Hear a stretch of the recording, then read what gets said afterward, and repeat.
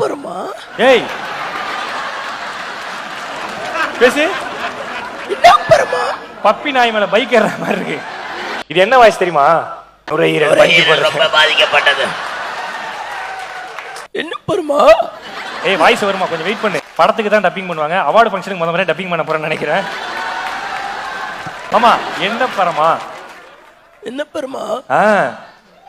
அவ சித்தனை பார்த்து சொல்லிருக்கலாம்ல. ஏன் மந்திரமுத்தியை பார்த்து சொல்லிருக்கலாம்ல. என்னைய மட்டும் பார்த்து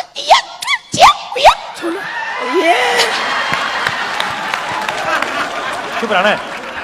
பதிலுக்கு உங்க டைலாக். நாங்களும் கலரா தானே இருக்கோம். அந்த டைலாக் நாங்களும் கலரா தானே இருக்கோம். எங்களை புகழ் அந்த அண்ணன் சிரிப்பு சிரிச்சிங்களே சிரிங்க. அது அண்ணன் சிரிப்பு இல்ல இல்ல பல இடத்துல சொல்லிட்டாரு. இல்ல சிரிங்க சிரிங்க. சிரிச்சிங்களே ஏதோ.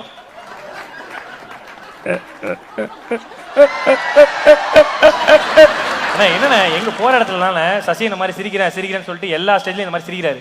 அதை பாத்துறீங்களா? இந்த மாதிரி எல்லா ஸ்டேஜ்லயும் பேச்சு நான் சிரிப்பா சிரிச்சுட்டாரு.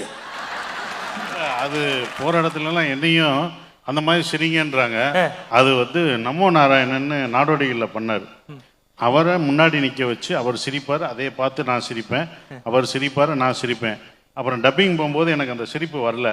திருப்பி டப்பிங் அவரை எழுப்பி கூட்டு போய் யோ சிரியா வரமாட்டேங்கிறியான்னு சொல்லி சிரியான்னு சொன்னேன். அது ரொம்ப வருஷத்துக்கு அப்புறம் அது ஏன் சிரிப்பா மாறி என்னை எல்லா இடத்துலையும் சிரிங்க நான் நமோ நாராயணன் தான் கூப்பிடணும். நான் வாயை மட்டும்தான் அசைக்க முடியும். ஏன்னா குரல் அவருது, ஆக்ஷன் என்னோடது. ஸோ இந்த மாதிரி நிறையா மாறும். அது சுப்பிரமணியபுரத்தில் பார்த்தீங்கன்னா அந்த லவ் சாங் வரும் கண்கள் என்றால்.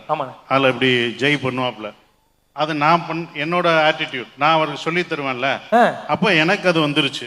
நான் சொல்லி கொடுக்குறத அவர் அப்படியே பார்த்து எடுத்து பண்ணிட்டார். இப்போ சுந்தர பாண்டியனில் எனக்கு வரும்போது என்ன அறியாமல் அது வருது. ஏன்னா அது என்னோட பாடி லாங்குவேஜ். அது பண்ணும்போது சார் நீங்கள் ஜெய் மாதிரி பண்ணுறீங்கன்ட்டார் டைரக்டர். என்னடா ஜெய் மாதிரி நான் எங்கடா பண்ணேன் சார்? வந்து பாருங்க சார். பார்க்குறேன் அப்பாவி இது நம்மகிட்ட இருந்து நம்ம எடுத்திருக்காம போக்கான்னு. இப்போ நான் அது பண்ணாலே அது ஜெய் ஸ்டைல் ஆயிடுது. ஸோ இப்படி தான் மாறிடும். நம்ம டைரக்டராக இருக்கும்போது நம்ம ஒன்று சொல்லி கொடுக்கும்போது அவங்க எடுத்து பிடிச்சி பண்ணிடுவாங்க.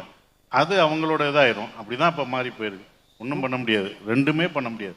சிரிப்பும் பண்ண முடியாது, இதுவும் பண்ண முடியாது. இல்லை கரெக்டு தான். ஏன்னா நான் ரொம்ப நாளாக சிங்கிள் சுற்றிட்டு இருந்தேன். இப்போ மச்சான் அதை ஃபாலோ பண்ணி சிங்கிள்ன்றான். இல்லை உண்மையிலே மாமா இந்த இடத்துல வந்து மிகப்பெரிய ஒரு புதிய விஷயத்தை இன்ட்ரடியூஸ் பண்ண போகிறேன்.